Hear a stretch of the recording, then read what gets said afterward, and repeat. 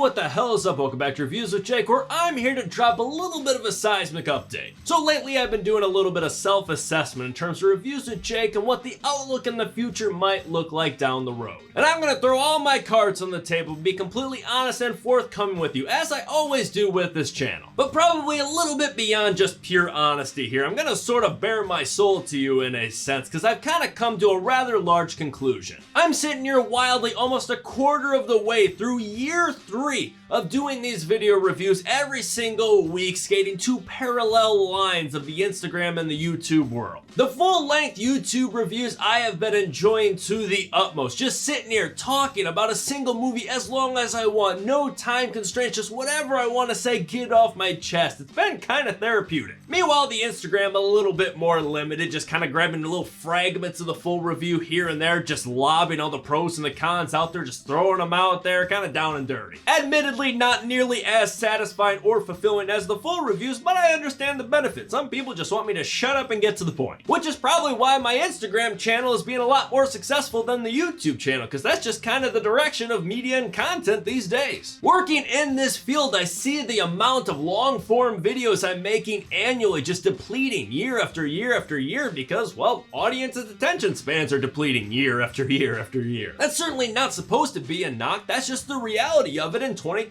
People got all kinds of other to do. People have all kinds of other content to take in. People don't want to listen to one guy just talk for 10 minutes about one movie. But I haven't minded. I mean, I have enjoyed this. Hell, I would just do it if no one was listening because it's just, like I said, a little therapeutic. I like to talk movies, and this is a format that I can just voice it, put it all out there. And let me be abundantly clear before I get to the point of this video. That love still remains. I still love doing this. This latest review for Windfall, I thought that was a really good one. I thought I had a really great discussion, brought a lot of good points up. I had a good amount of stuff to talk about. I thought that was a pretty strong one, especially for a film that was not on my radar. However, that being said, this whole thing is time consuming as shit. Let me just kind of walk you through a little bit of the weekly process. First is watching a movie. That's the easy part. That's like, what, 2 hours, I would say, average runtime? Then I need to collect my thoughts and write the review. Normally, I just take out my phone on the notepad and make a little bit of an outline with bullet points to follow. No, I do not make up all this on the fly. It's always pre-written, and it usually takes me,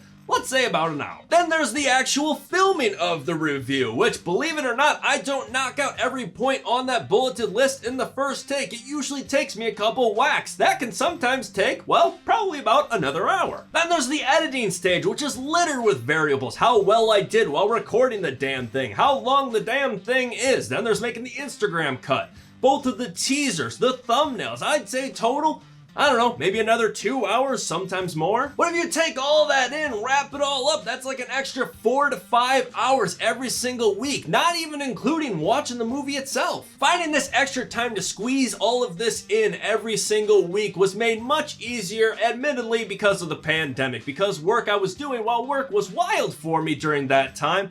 Work was at least centralized. Everything I was doing was mostly in my town. But now that the pandemic is seemingly having its hand on the door on its way out, things are picking up. I'm getting sent to Phoenix. I was just in Phoenix just a couple weeks ago. In May, I'm going to be sent to Nashville and Chicago. I don't think it's going to stop anytime soon. I'm pretty sure Boca's on the list. And that's just the work side of things, the Monday through Friday. Then there's the personal and the family stuff. Weddings are starting to happen again now that the pandemic is seemingly on its way out, and most of those are all outside of town, so that requires more traveling. And then there's other stuff happening with my family right now that is definitely going to have my undivided attention. And then there's my creative work, my side hustle, the narrative filmmaking. I'm in pre-production for a short film that I actually was meaning to make in 2021, but I kind of drug my feet, and now I'm actually lighting a fire under my ass and making it happen. Hopefully filming it this summer. Long story short, life is just getting wild right now. I'm finding it harder and harder and harder to find that extra 5 hours every single week to sink into a review. But again, and I can't say this enough, I do love doing this, and that's what makes this decision so difficult. But the problem is, this isn't my only thing that I have going on, my only project outside of the things I'm doing for work. And it's not the only one, but it also isn't, or at least it shouldn't be, the primary one. That spot always and should belong to my filmmaking. I take a tremendous amount of pride in that little tag I put in every single one of the titles of all of the 100+ reviews I've done over the last couple years, a filmmaker's perspective.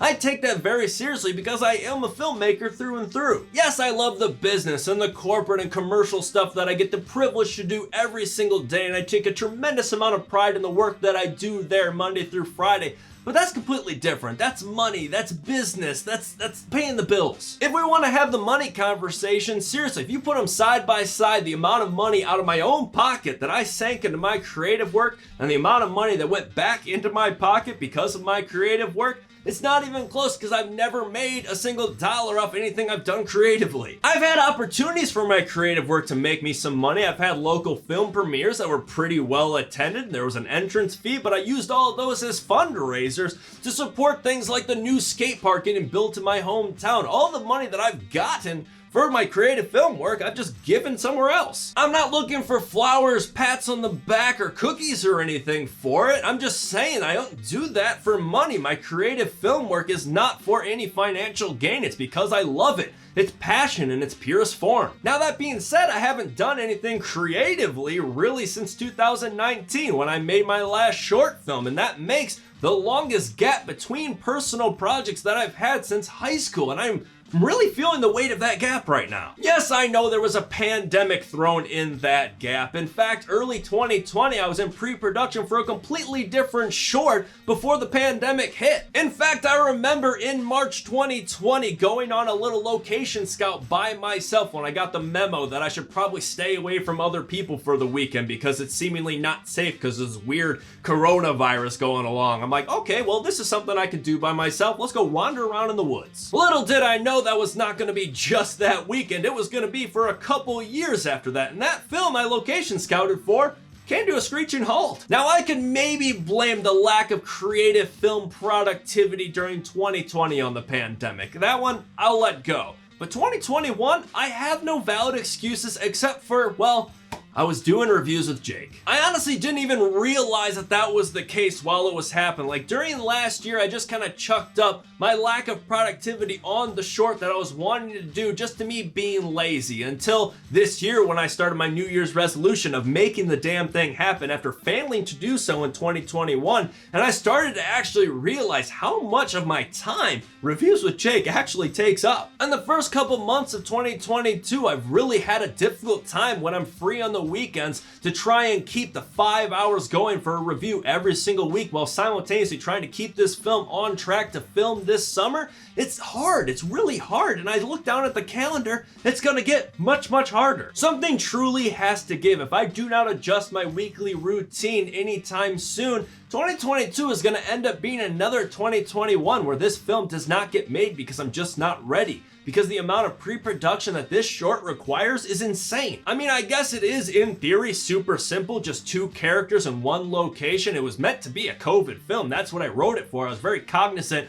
of social distancing, but you know, even the simple premise, I just had to go and make it complicated. But the fact of the matter is, I wrote this to be a COVID-produced film, and it's gonna be filmed in a time where COVID is basically on its way out, and it just kind of bothers me the way that it timed out. I love being a reviewer, but at some point during the last couple of years, my primary focus and identity was being a reviewer, not being a filmmaker, where it's supposed to be. Some might chuck this little 3-year gap of me just getting older. That's life. You're gonna outgrow this, but that is not the case, I promise. I'm gonna be 60 years old digging together all the money in my pockets and all the people that I know to make some kind of a story or film. Like, I just have this fire burn inside of me that I do not see going out anytime soon. I've identified the fire and I've learned from it. And throughout the course of my life, I've gotten into just about anything you could imagine. I was into sports. I played football, baseball, basketball. I got into music. I played piano, drums, bass guitar, a microphone. I call it singing, but really I just screamed and pushed people in front of me. Skateboarding, man, that's a big one. I loved and still love skateboarding. It's just,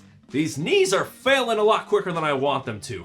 genetics. But man, did I love skateboarding. One does not make 2 documentaries in his career about skateboarding without really having a stake in it. One does not throw every single dollar that he's made off of his creative work towards a new skate park for the next generation of skateboarders without truly loving it. And every single one of those things that I loved and enjoyed always end up taking a back seat to filmmaking, because this is who I am. This is everything to me. Now, I realize that all of this makes it sound like I'm quitting film reviewing. That's not the case, so rest assured, unless you're here to just hate my guts from afar. But I am scaling back substantially. In fact, the biggest, most sweeping change that I'm making today is putting a halt on the full-length YouTube reviews on this channel. I'm still gonna post the minute-long reviews that I've been putting up on Instagram on this channel, so it's not like the content here is gonna go away completely. It's just gonna be not nearly as in-depth as it once was. The reality is that even if I quit Reviews with Jake completely, I'd still have this list of movies that I wanted to review. Those are all still movies that I want to see, and I'm going to see them opening weekend because I still love watching movies. The question just becomes what I'm going to do after I watch all those movies. That extra 4 to 5 hours of work after watching all the movies is a tough thing to do consistently moving forward, but the Instagram reviews, the shorter ones, the minute-long stuff,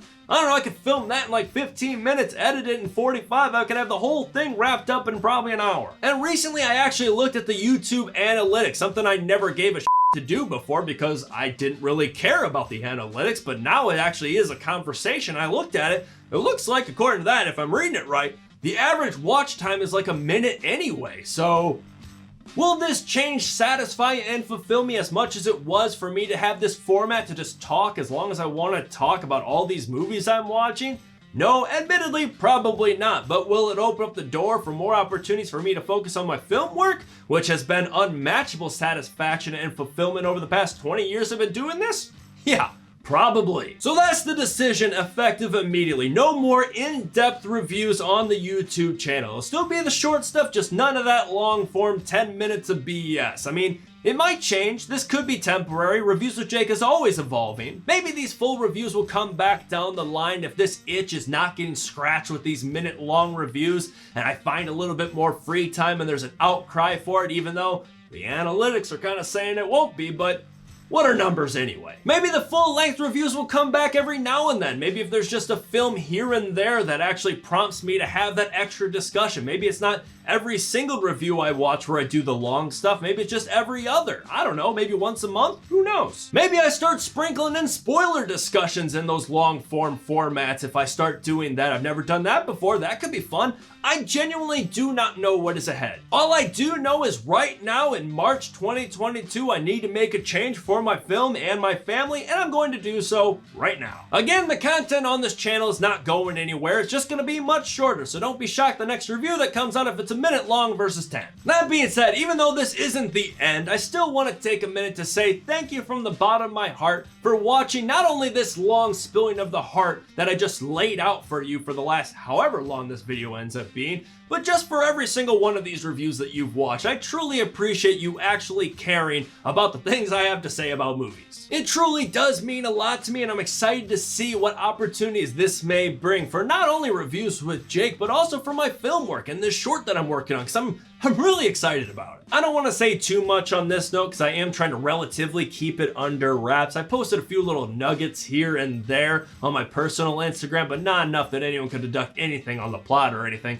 But what I will say about the film, well, to quote the ever-wise Leonard Cohen, if you want it darker, we kill the flame. If you want to stay up to date on that project, you can follow my personal Instagram if you want. I'll probably continue to be super vague on it, at least until I'm ready to reveal anything, and at that point, I probably won't shut up. Me not shutting up? Huh. That's totally not why I'm making this video right now. But anyways, thank you again. I truly do appreciate every single one of you. And as always, please continue to stay safe, and thanks for checking in.